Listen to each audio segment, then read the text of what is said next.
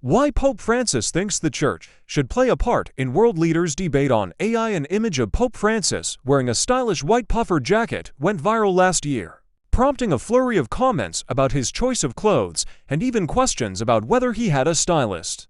But there was a problem. The image was a deep fake created using artificial intelligence. This week, the Pope is due to make an historic intervention in the debate around AI at the G7 summit in southern Italy's Puglia region.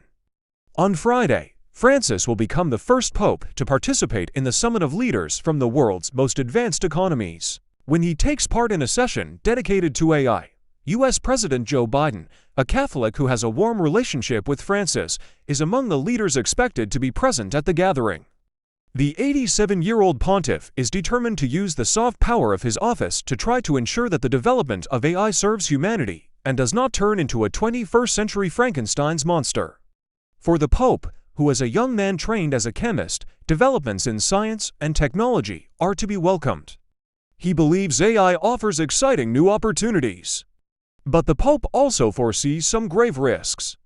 In a message released late last year, he warned that a technological dictatorship could emerge if sufficient regulation was not put in place, highlighting the threats posed by AI-controlled weapon systems and the dangers that technology could be misused for a surveillance society and interference in elections. AI, the Pope believes, can make the world a better place only if it serves the common good and does not increase inequalities. The Pope and the Vatican have been pushing for an ethical framework to underpin the development and use of AI. Since 2020, the Vatican's Pontifical Academy for Life, a body advocating for Catholic moral teachings on bioethics, has been promoting Rome's Call for AI Ethics, a document setting out 6 principles for AI ethics, among them transparency, inclusion, responsibility, and impartiality. The Vatican is seeking buy-in from big tech companies and governments. So far, the document has been signed by Microsoft MSFT, IBM, and Cisco Systems CSCO, along with the United Nations Food and Agriculture Organization, Italy's Innovation Ministry, and numerous religious leaders. At the G7 summit, the Pope is expected to urge world leaders to work together on the regulation of AI, echoing his call at the end of last year for a binding international treaty to prevent harmful practices and encourage the best ones. European Union lawmakers have already passed a law regulating AI, while a bipartisan group of U.S. senators have set out plans for AI regulation that could lead to federal legislation. The Pope is not an engineer, but he is concerned about the social aspects and implications of AI. Father Paolo Benanti, a Franciscan friar and professor who has been working with the Vatican on the issue of AI, told CNN. Benanti is also a member of a UN advisory body on AI. At the G7, he expects the Pope to emphasize elements of his previous messages on the subject. The core approach of Francis is focused on what new technology means for our coexistence, which elements of AI are causing inequality for humanity, and topics such as the distribution of fake news in the public square. He takes a global outlook and sees that the global south does not have the same access to technology as other parts of the world. Benanti said Francis was sensitive to the great challenges facing humanity, noting that he had begun his papacy by highlighting the plight of migrants. He has also addressed the threat posed by climate change in a major papal document and is now focused on AI, Benanti added. Archbishop Vincenzo Puglia, president of the Pontifical Academy for Life, told CNN that only regulation at the international level can produce valid and appreciable results in stopping abuse, manipulation, and instrumentalization of new technology.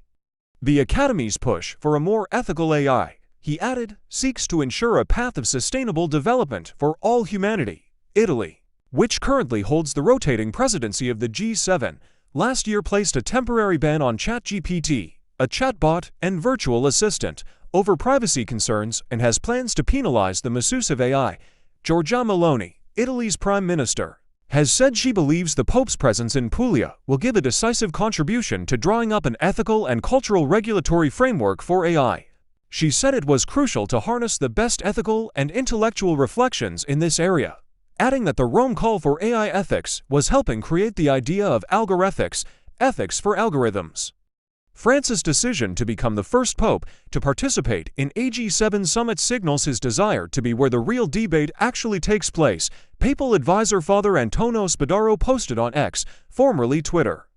While in Puglia, Francis will have the chance to talk directly with decision-makers, and his decision underlines the Pope's vision of a church that engages with the world rather than retreating from it. Father Philip Larry, the author of a book on AI, artificial humanity, and former dean of the philosophy department at the Pontifical Lateran University in Rome, described Francis' decision to attend as quite surprising, but one Larry believes will influence the outcome of the summit. AI and emerging technologies are on Pope Francis' radar screen, Larry, now a professor of philosophy at Boston College, told CNN he wants to use the richness of the Catholic tradition in order to weigh in on the importance of reflecting on the ethical implications of AI. And his personal presence in Puglia testifies to the urgency of that message. He often refers to person-centered AI to make his point. The deepfake image of the Pope in the puffer jacket became a landmark moment for the development of AI and deepfakery, showcasing the power of new technology to manipulate images. Francis addressed this when warning earlier this year about disinformation and the spread of images that appear perfectly plausible, but false. He pointed out, "I too have been an object of this. It wasn't just the puffer jacket image. The Pope has repeatedly been the subject of deepfakery, with computer-generated images circulating of him skateboarding, riding a motorcycle, and even blending in at the Burning Man festival in Nevada." It's clear that Francis sees AI as part of what he called the epochal change taking place at the beginning of the 21st century. His decision to attend the G7 summit indicates he wants the Church to be at the heart of discussions about how this change unfolds and to help ensure that new technology can benefit the whole of humanity.